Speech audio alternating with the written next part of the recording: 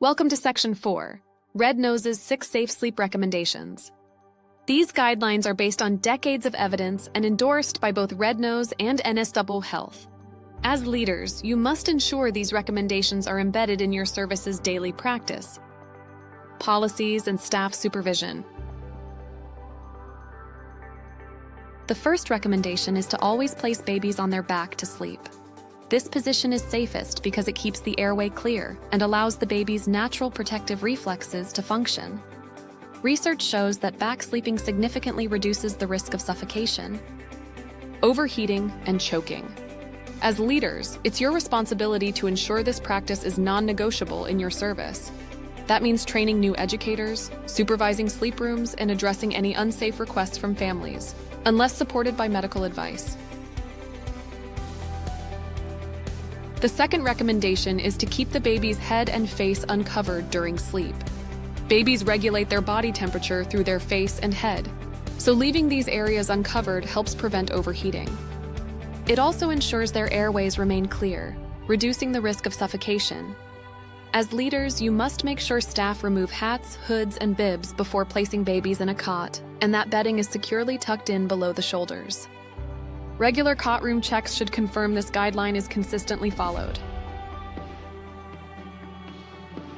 The third recommendation is to keep babies smoke-free, both before and after birth. Exposure to tobacco smoke, even secondhand smoke, greatly increases the risk of sudden infant death. This risk starts in pregnancy and continues after birth. As leaders, it's essential to enforce strict no-smoking policies in and around your service, educate families about the dangers of smoke exposure, and provide them with resources like the Quit line on 1378-48 for support. The fourth recommendation is to provide a safe sleeping environment, both day and night.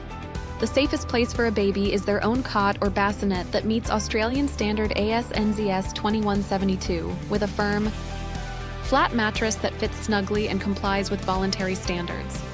Bedding must be safe, lightweight, firmly tucked in, and pulled no higher than the baby's chest.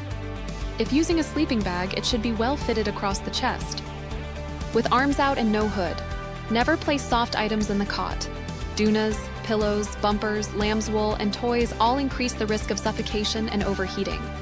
As leaders, you must ensure that only approved cots, mattresses, and bedding are used in your service, and that staff strictly follow these standards for every sleep. The fifth recommendation is to sleep babies in their own safe sleep space, in the same room as a parent or adult caregiver for at least the first 6 months. This arrangement reduces the risk of sudden infant death and makes it easier for parents and carers to comfort, feed, and monitor the baby. As leaders, ensure your service policies are clear. Babies must never sleep in prams, rockers, couches, or shared surfaces, only in approved cots that meet safety standards. The sixth recommendation is to breastfeed babies, if possible. Research shows breastfeeding is protective and reduces the risk of sudden infant death. Exclusive breastfeeding for the first 6 months offers the greatest benefit. But any breastfeeding helps lower the risk. As leaders, it's important to create a supportive environment for families by providing private spaces for breastfeeding, safe milk storage, and respectful policies that encourage and enable parents' feeding choices. As leaders, your role is to ensure these 6 recommendations are non-negotiable. Embed them into written policies, train and supervise staff to apply them consistently, and communicate clearly with families about why these guidelines matter. By leading safe sleep practice, you help protect children, build family trust, and ensure compliance with ACQA and national standards.